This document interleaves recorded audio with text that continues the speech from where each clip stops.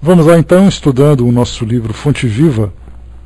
O texto que nós vamos estudar é o de número 109, o exemplo do Cristo.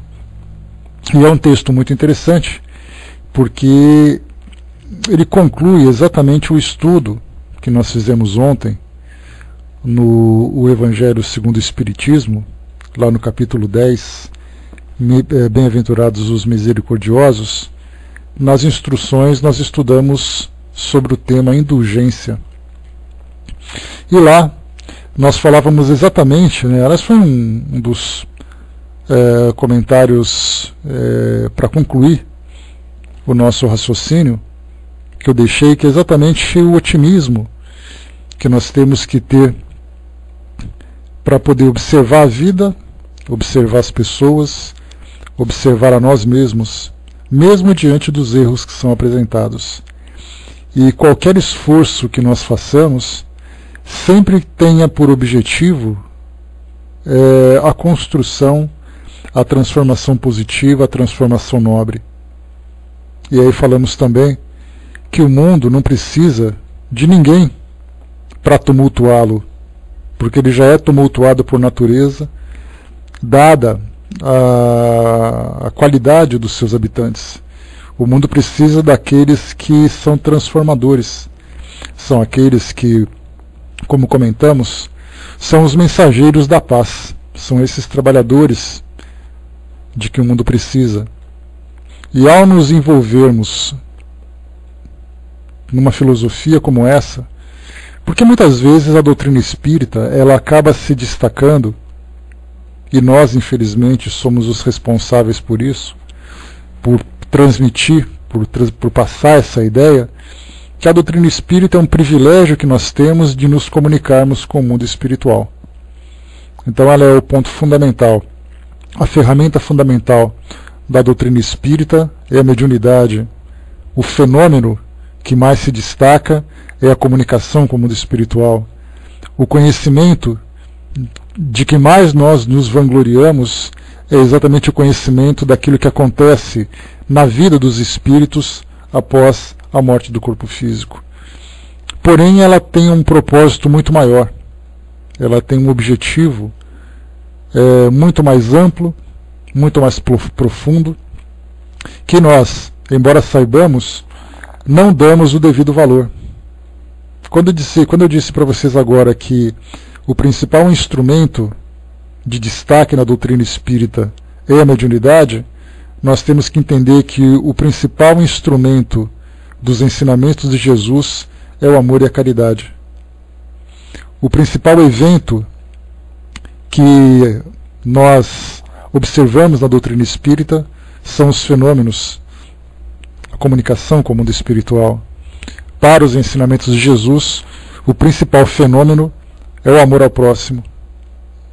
E o maior conhecimento que nós também nos sentimos privilegiados de termos é exatamente o conhecimento da realidade do mundo espiritual, sendo que o principal conhecimento que Jesus trouxe para nós é a respeito das leis de Deus.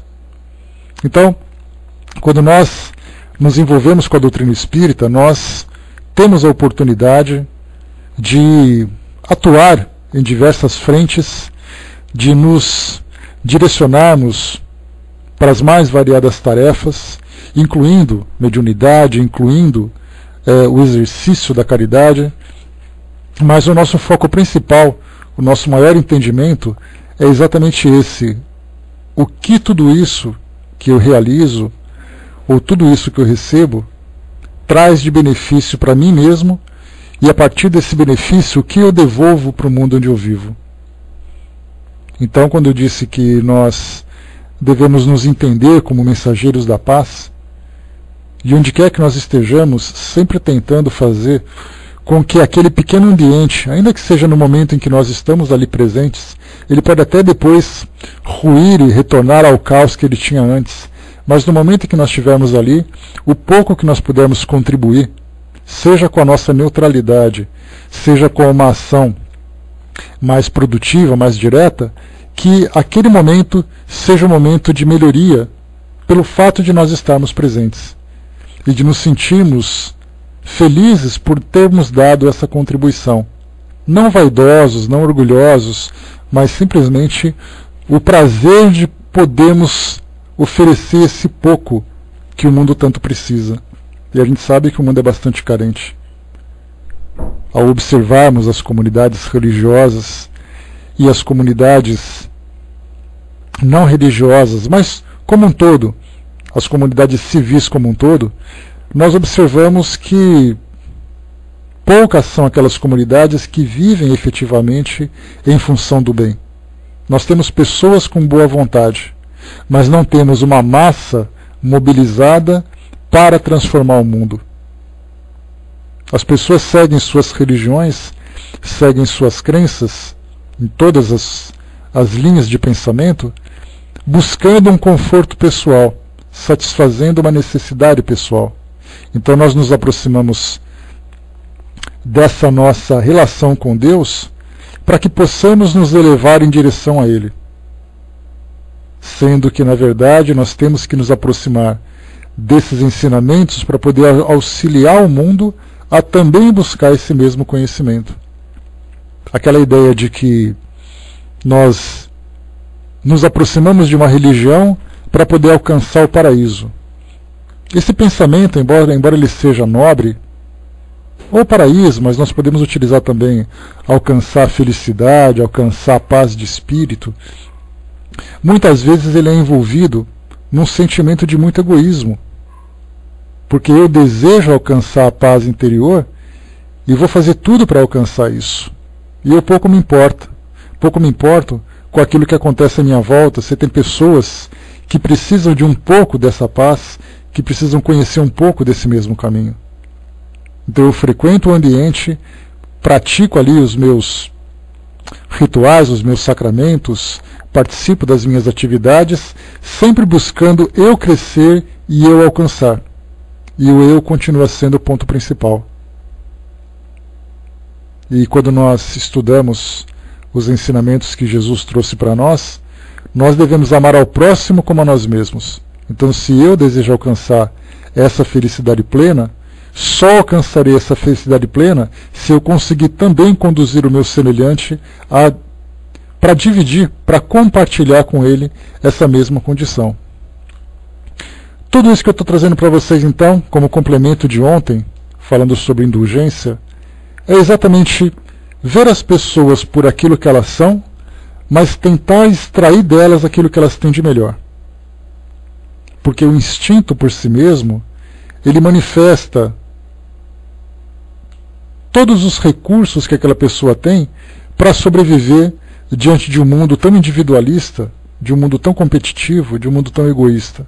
Então ela, por falta de opção, ela começa a se deixar levar pelos seus próprios instintos. E para isso ninguém precisa provocar, ninguém precisa estimular, ninguém precisa conduzir. Ela naturalmente agirá dessa forma. E como nós falamos ontem, um animal no meio de uma selva, ele age pelo seu instinto sem que nada o estimule, a não ser as suas necessidades básicas. No caso do ser humano é a mesma coisa. Ele ficando solto, desprezado, sozinho e necessitado daquilo que é o mais básico, ele também vai agir por instinto. Agora, aquela pessoa que vive nessa condição, ela dificilmente vai conseguir sair daquele estado sem que uma mão seja estendida, sem que uma direção seja apontada. Então o nosso grande papel é exatamente isso, fazer com que as pessoas se reconheçam diante das suas falhas, mas mais do que isso, que elas reconheçam também as suas virtudes. E nós, como estudamos sobre a natureza humana, estudamos sobre a natureza do espírito, sobre o seu objetivo, sobre o trabalho que ele precisa realizar, embora não conheçamos os detalhes, as profundezas desse compromisso, na essência todos nós temos o mesmo objetivo. É nos transformarmos sempre e cada vez mais numa pessoa melhor do que nós somos hoje. Independente daquilo que os outros consigam ou não. Eu tenho que fazer o máximo para que eu consiga me transformar. Então os meus defeitos são o meu ponto principal e os meus esforços são para transformar esses defeitos. E a partir daí então, eu consigo transferir para aqueles que estão próximos essa minha mesma disposição, para que eles também consigam se reconhecer e consigam também se transformar. Jesus, naquele período, durante um período curto, diga-se de passagem, durante as suas relações, ele conviveu com pessoas de diversas naturezas. Pessoas simples, pessoas que eram chamadas de pecadoras, pessoas que eram chamadas de materialistas, outras que eram chamadas de intelectuais, outras que eram chamadas de gananciosas. Em cada caso, de todas as suas passagens que foram relatadas, nós vimos essas personalidades que, muito mais do que nos preocuparmos com o nome daquela pessoa ou quem ela era exatamente, nós podemos utilizar esse exemplo para transformando-os numa personificação, porque é aquilo que nós encontramos no mundo hoje. Nós vemos pessoas com as mais variadas características e, infelizmente, se destacando pelas suas imperfeições mais contundentes, mais ostensivas. E aí então nós fazemos um paralelo da forma como Jesus lidou com aquelas pessoas e da forma que hoje nós e o mundo podemos lidar uns com os outros diante dessas características. Aqui nesse nosso texto, no 109, a exemplo do Cristo, Emmanuel separa para nós aqui uma passagem do livro de João, capítulo 2, versículo 25, quando ele diz assim: ele bem sabia o que havia no homem. E só por essa frase, por esse versículo, já dá para a gente ter uma ideia do seu conteúdo.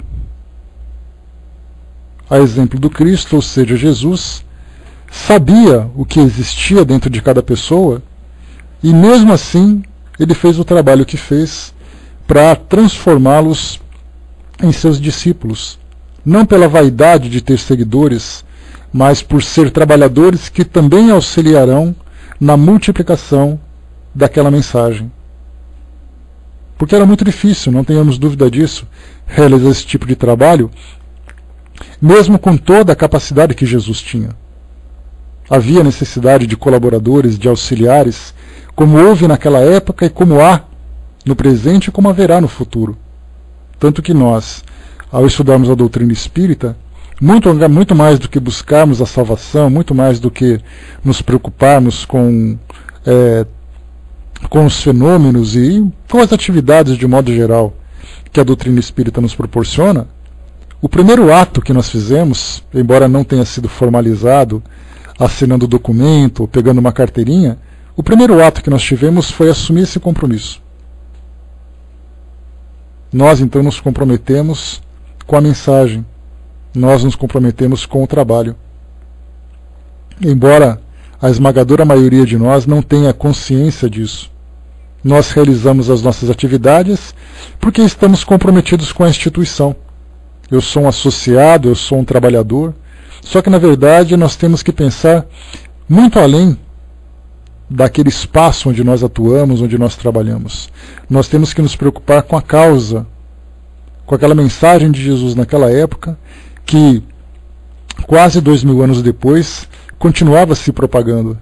E ela só vai se propagar de um modo mais efetivo se ela for envolta, se ela for imantada pelo exemplo e pelos resultados.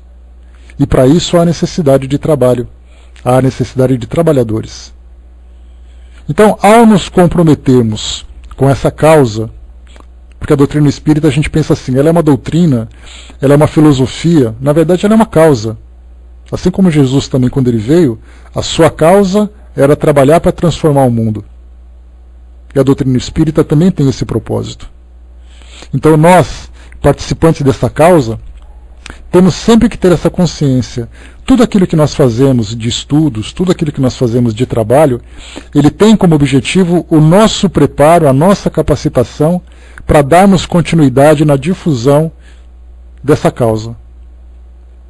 Então, fazendo um paralelo, daquilo que Jesus fez naquela época, nós devemos buscar as oportunidades, aproveitar as oportunidades que nós temos hoje, para chegarmos ao mesmo objetivo.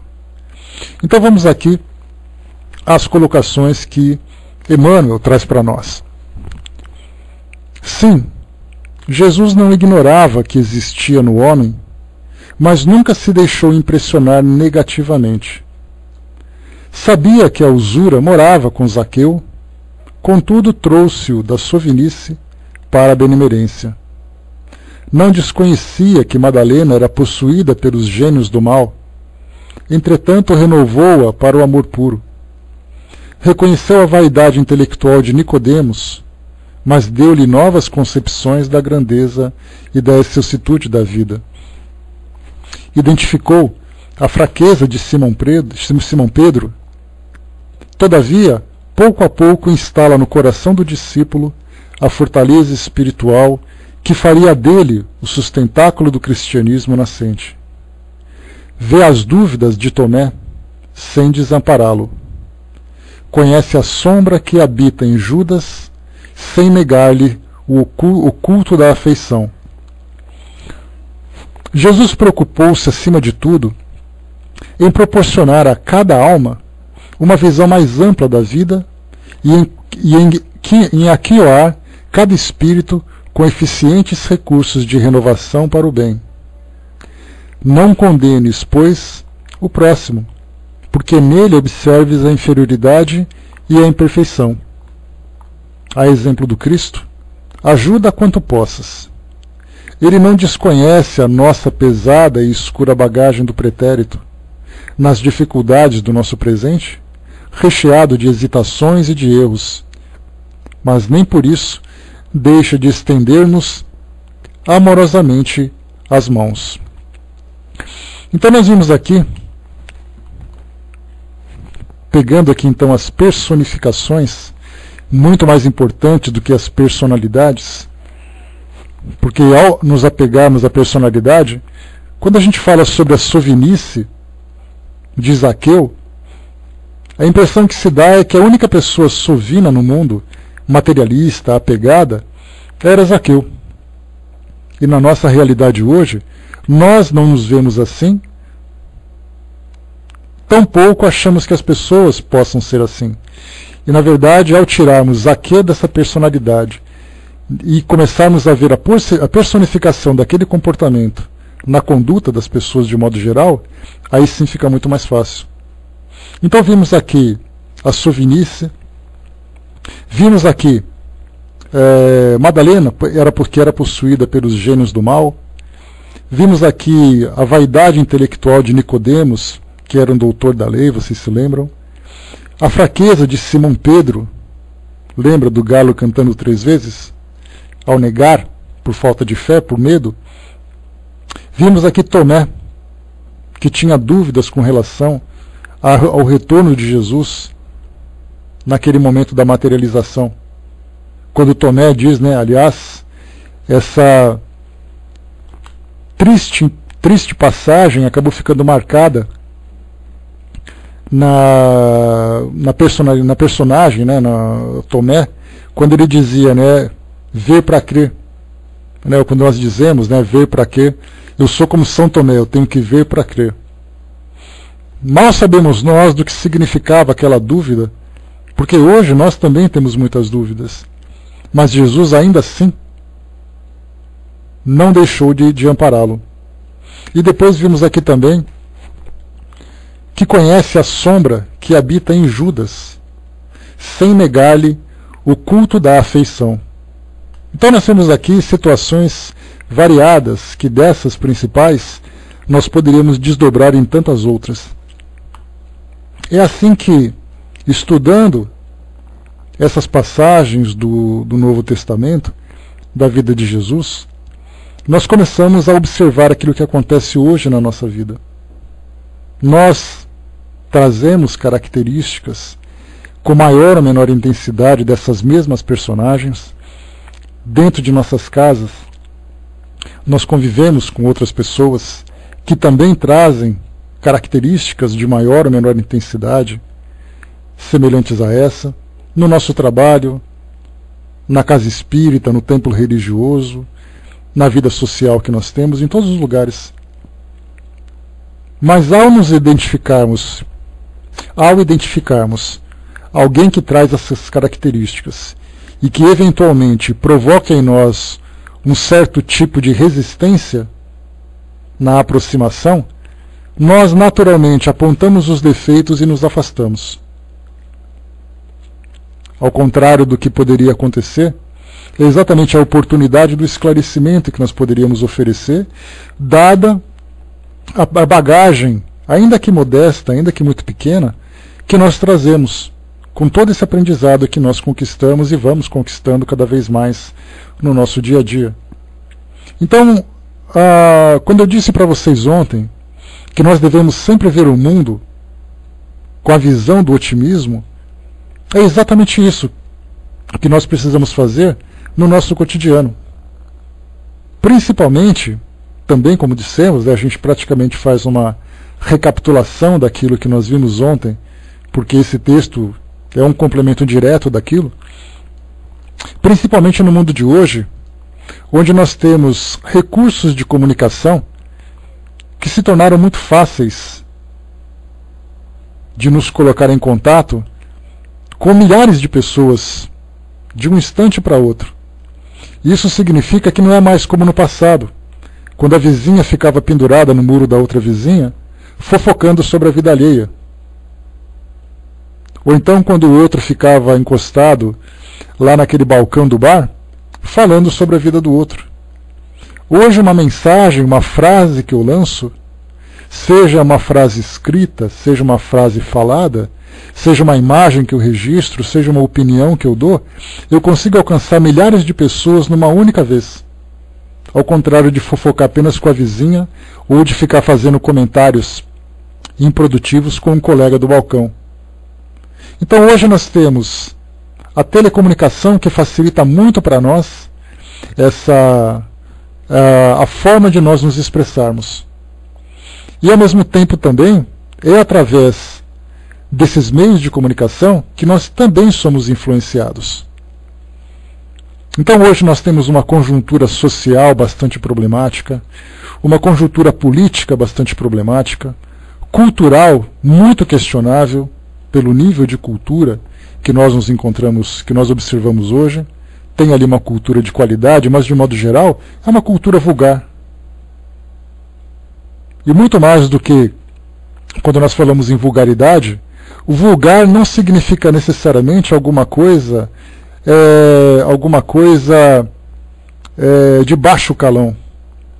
Vulgar significa alguma coisa do vulgo, alguma coisa da massa, da população. E se é uma população que não tem cultura, é essa população que vai se afinizar com aquilo que é mais simples, aquilo que é muito pouco construtivo ou produtivo. Então nós temos hoje a cultura, temos hoje todos esses caminhos, esses canais que nós temos hoje, observando na nossa vida diária, e nós percebemos então que através dessas comunicações tão ágeis que existem hoje, nós conseguimos ou tumultuar cada vez mais, dependendo da nossa opinião, da nossa visão, ou nos sentirmos muito mais angustiados pelo fato de vermos que todo mundo está pensando desse jeito. Onde nós vemos a falta de esperança, onde nós vemos a dúvida, onde nós vemos o medo.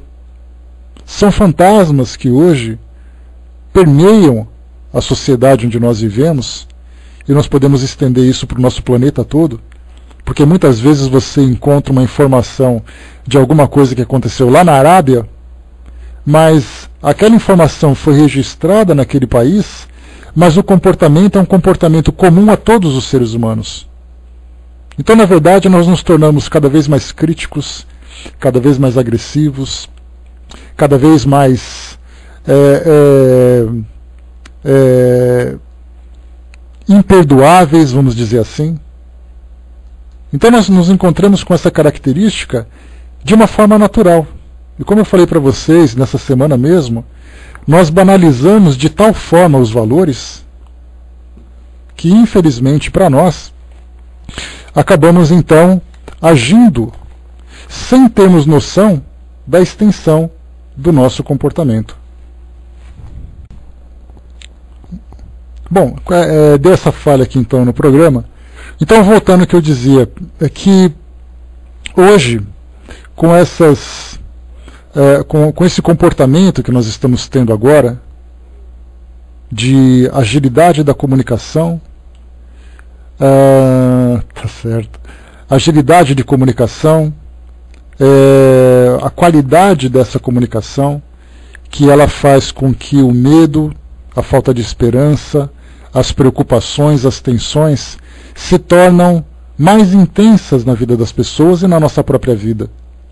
E como a gente dizia durante essa semana, sobre a questão da banalidade dos nossos valores, nós achamos tão fácil, tão simples nos comportarmos dessa forma, pelo fato das pessoas com quem nós convivemos diretamente ou virtualmente também se comportarem assim, que nós não nos damos conta que nós estamos todos juntos alimentando esse estado de angústia para um mundo que precisa exatamente de valores diferentes. E isso se dá exatamente pelo fato de nós não conseguirmos mais, por estarmos habituados a esse vício de crítica, vício do apontamento, vício da ironia e do sarcasmo. Nós percebemos isso com naturalidade, né? Aqueles desenhos irônicos, nós ouvimos, nós espalhamos, nós curtimos, nós comentamos e tudo mais, e na verdade nós nos perguntamos no que aquilo exatamente vai servir como algo de transformação positiva e efetiva para o nosso mundo. Muito pouco. Mas a verdade é que nós estamos nos divertindo. Então nós acabamos perdendo um foco do trabalho que nós temos que realizar, que é o trabalho de transformação do mundo que nós vivemos. Aí é claro que essa visão ela acaba sendo bastante assustadora. Quem sou eu para transformar o mundo? Bom, eu posso transformar o meu mundo íntimo, eu posso transformar o meu mundo familiar, eu posso transformar o pequeno mundo onde eu vivo. E aí, conforme essa transformação vai contagiando as pessoas pelo exemplo, pelos resultados positivos, e nós vamos encontrando também aqueles que compartilham desse mesmo ideal, nós percebemos então que o trabalho se torna um trabalho de grupo, não é um trabalho solitário, não é um trabalho individual. Então, nesse exemplo que foi trazido para nós por Emmanuel, Jesus convivendo com várias personificações, nós também encontramos isso hoje. Só que Jesus, quando ele conversava com cada um desses indivíduos, cada uma dessas pessoas, ele conseguia extrair um resultado e elas se tornaram, naquela história do nascimento do cristianismo, da vida do próprio Cristo, nós vimos que teve um resultado significativo para as próprias pessoas e também para a comunidade, para a coletividade onde elas viviam. Daí então que, sendo nós seguidores dessa mesma mensagem, o objetivo também acaba sendo o mesmo. Então a indulgência, como nós estudamos ontem, significa nós reconhecermos das pessoas as suas falhas e as suas imperfeições, inclusive indulgência para nós mesmos ou por nós mesmos. Mas ao mesmo tempo que nós reconhecemos essa falha, nós também reconhecemos o potencial e trabalhamos para que esse potencial se mostre através dos seus resultados. Então eu vejo alguém que sim, ele tem dificuldades, tem imperfeições, mas o que eu posso fazer para ele se tornar melhor? Porque, como a gente tinha dito, para fazer com que ele se torne melhor, ninguém precisa fazer nada. Ele consegue fazer isso sozinho. Mas para fazer com que ele se torne melhor, quanto mais ajuda ele tiver, melhor será. E essa ajuda, a gente lembra sempre, ela depende muito das circunstâncias, depende da nossa capacidade, da nossa disposição, da nossa vontade, depende da capacidade, da disposição e da vontade dessa pessoa, depende do momento. Mas o importante de tudo é que esse trabalhador, essa pessoa que tem como propósito essa missão, Ele sabe aproveitar as oportunidades e sabe ser paciente quando o momento não chega. Mas mesmo que ele fique esperando o momento certo, ou mesmo que ele atue quando tiver oportunidade, seja qual for a forma como ele haja, sempre será de uma forma produtiva. Não vai ser aquela da indiferença, de ver alguém numa situação e pensar assim, será que eu posso fazer alguma coisa para ajudar? Ao alimentarmos esse pensamento, nós certamente já teremos conquistado algo muito positivo, que é exatamente ali conseguirmos nos colocar à disposição da oportunidade, vamos dizer assim. Quando nós, vivendo no mundo de indiferença, vivendo no mundo de individualismo, as pessoas mal se olham, as pessoas mal se preocupam. Você vê alguém necessitado próximo, alguém necessitado numa rua onde você passa, alguém precisando de uma palavra, de uma assistência, qualquer coisa.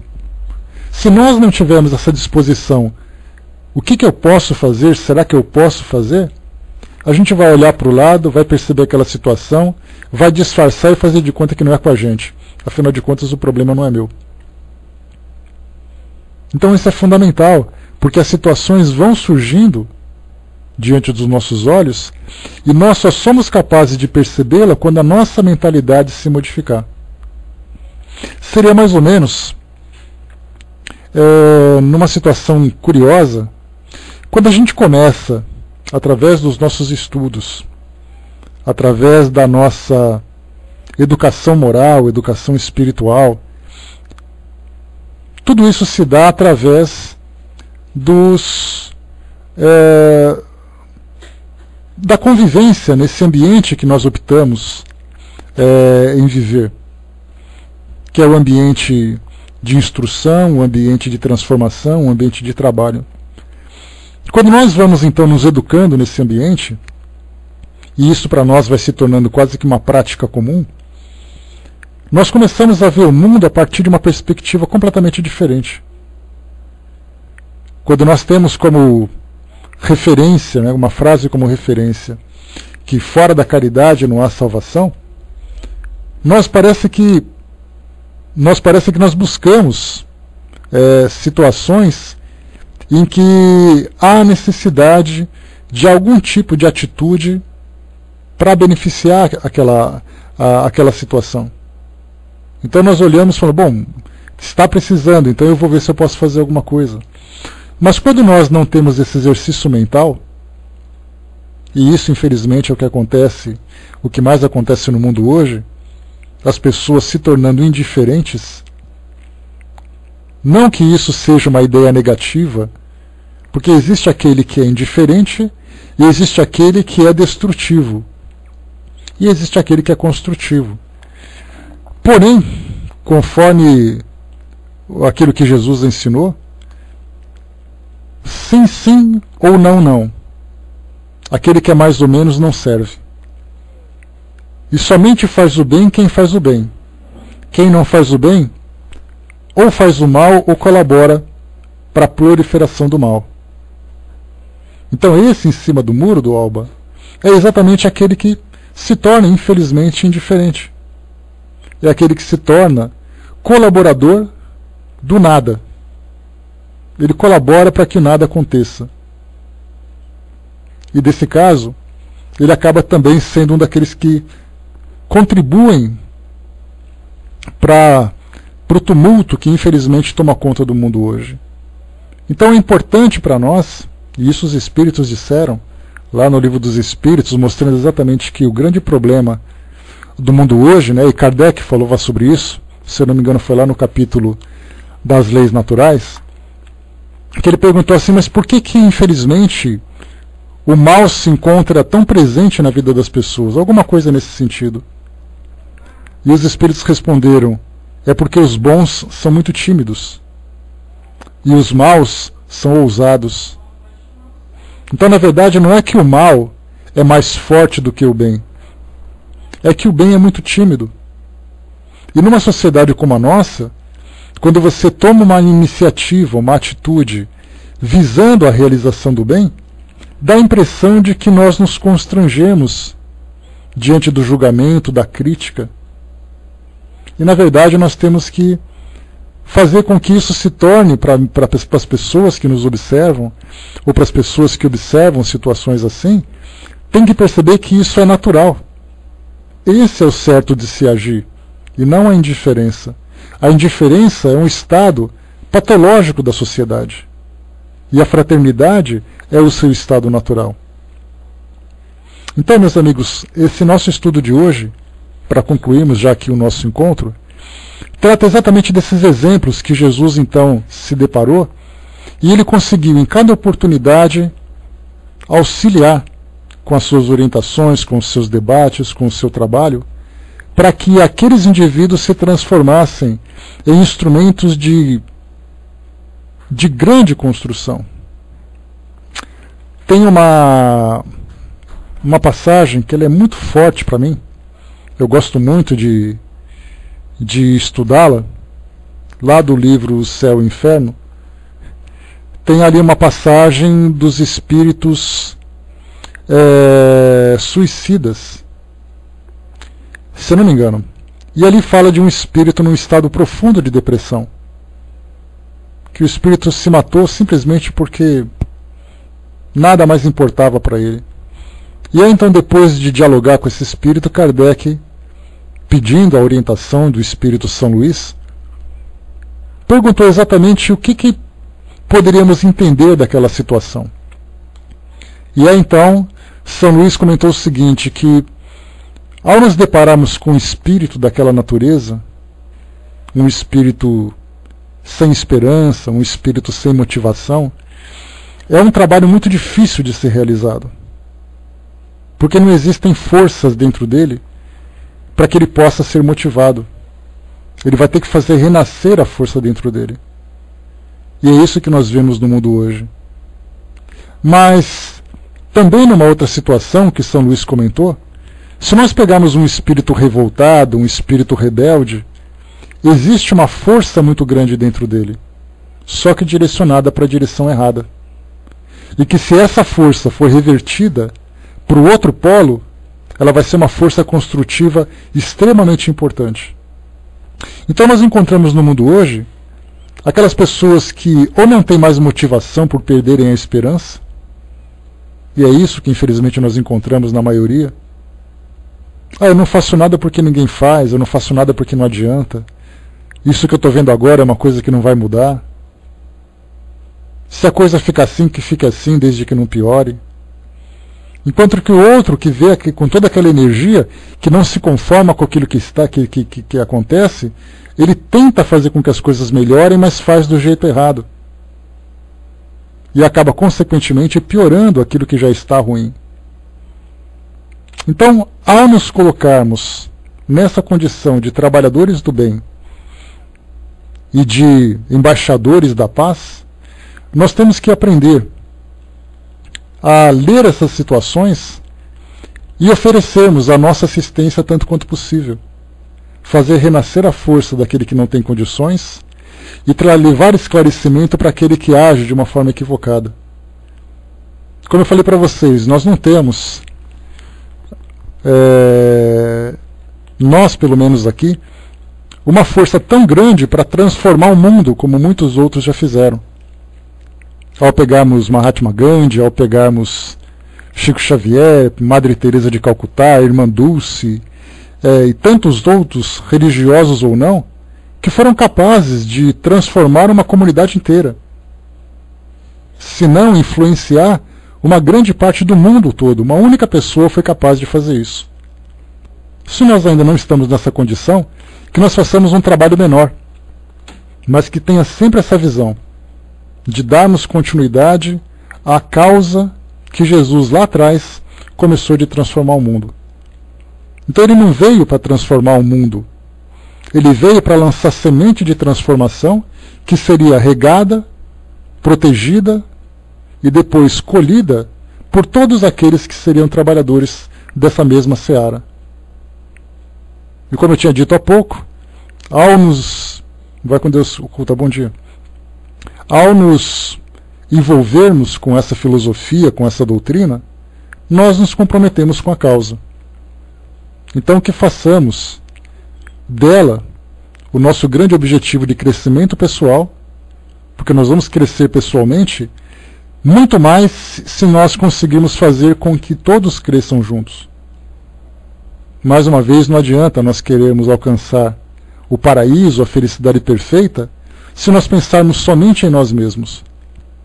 Então nós estamos num ambiente privilegiado, porque poucos têm essa chance de estarmos conversando, pensando e agindo de um modo diferenciado com esse objetivo, num mundo onde as pessoas simplesmente estão desorientadas.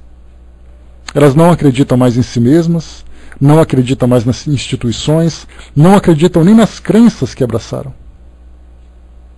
Simplesmente fazem tentando dar certo. E nós temos o privilégio de estarmos num ambiente onde as convicções para nós já avançaram e muito nesse ambiente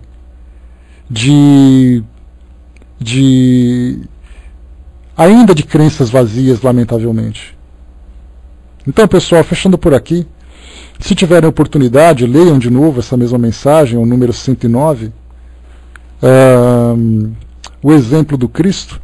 Então, tenhamos esse exemplo como referência para todos nós.